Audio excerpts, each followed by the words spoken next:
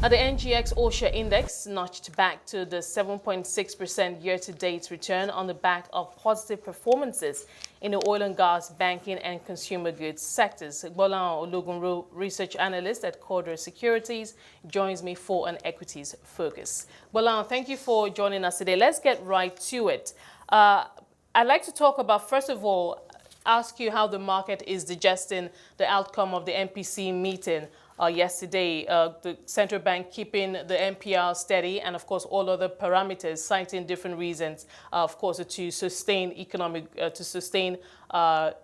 growth, and of course allaying fears that the expected rate hikes by the U.S. Fed this year is not necessarily or won't, significantly impact markets here in Nigeria. Good afternoon. Thank you for having me. So I think it's been a pretty much neutral reaction from market participants, but in terms of what they were looking out for, which is huge direction of the yields in the fixed market, I think to a very large extent, the outcome of the MPC is much in line with expectations. The fact that CBN governor tried to allay concern on the possible impact of hiking interest rates, United States Federal Reserve, on capital flow reversals and exchange rate pressures. I think market participants are looking forward to, a more accommodative stance from the Apex Bank, particularly throughout the first half of the year.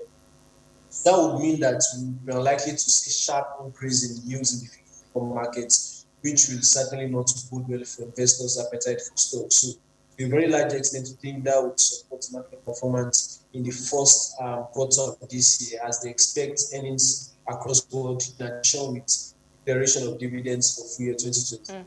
But that being said, it looks like the market is, not doing too badly at this point, 7.6% so far year to date. And it looks like, we know that the bulk of investors in the market now are domestic investors, and they've done a pretty good job, holding the market up. But talk to us about, what would you say are the key drivers of this sentiment? What are investors looking to for comfort? Where are the sectors that they're, bargain hunting?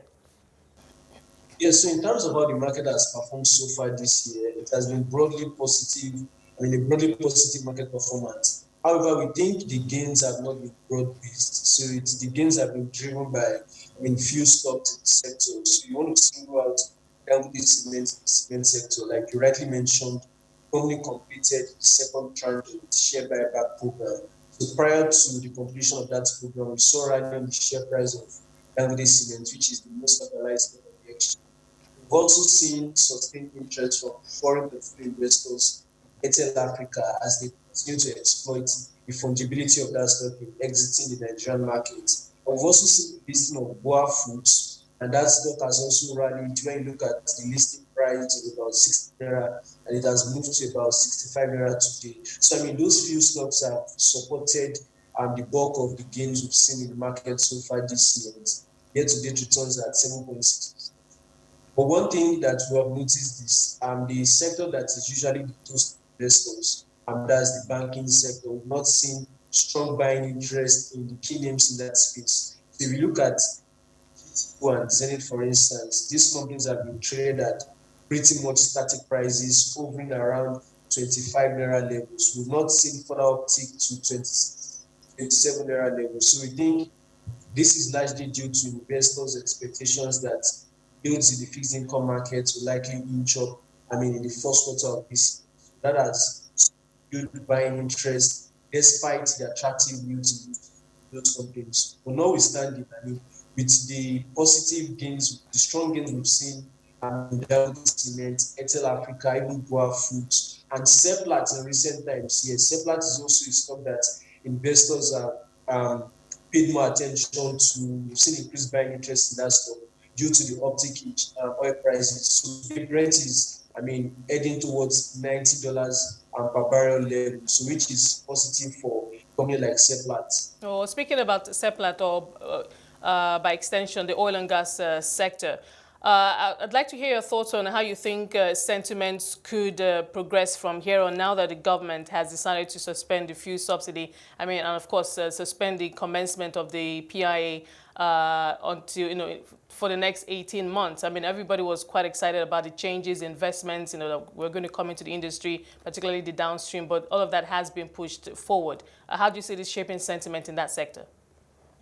Yes, so for the downstream oil and gas players, I mean, that is not a good development for investors because over the years, these companies, Total and Over, they have grappled with the price cap on PMS, which has limited expansion in margins. So again, the decision of government to extend subsidy on petroleum products, I mean, for an additional 18 months, certainly that is not, I mean, a good development for these downstream oil and gas players. But we think that with the reopening of the economy, I mean, the silver lining for these downstream oil and gas players has to do with the ability to push out more volumes into the domestic market. So last year, 2021, we saw strong growth in volumes from both industry players following the reopening of the economy. So we believe that that will still remain positive for this year.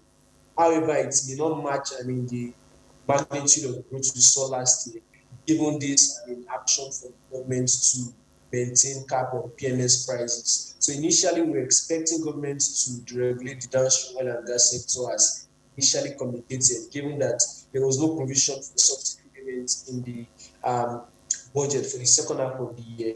But with the recent decision of government to, I mean, take the U-turn on that decision, certainly we think does not bode well for the downstream oil and gas players going forward. Now, what stocks should we be watching now, and what, in your opinion, based on your research, sets them apart?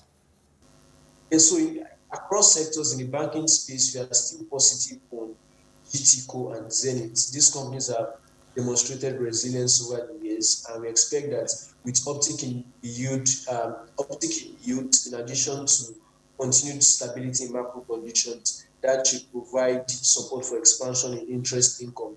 In addition, we believe that non-interest income will remain supported by growth in e-banking fees as both companies leverage on their digital technology, driving increased transactions on their platforms. In the consumer goods space, we are still positive on flour mill and Dangote sugar. We like the fact that these companies are market leaders in their respective markets they play. We also believe that the lingering effects, liquidity constraints in the economy, in addition to improved surveillance across borders, should enable both companies to push out more their volumes into the domestic market.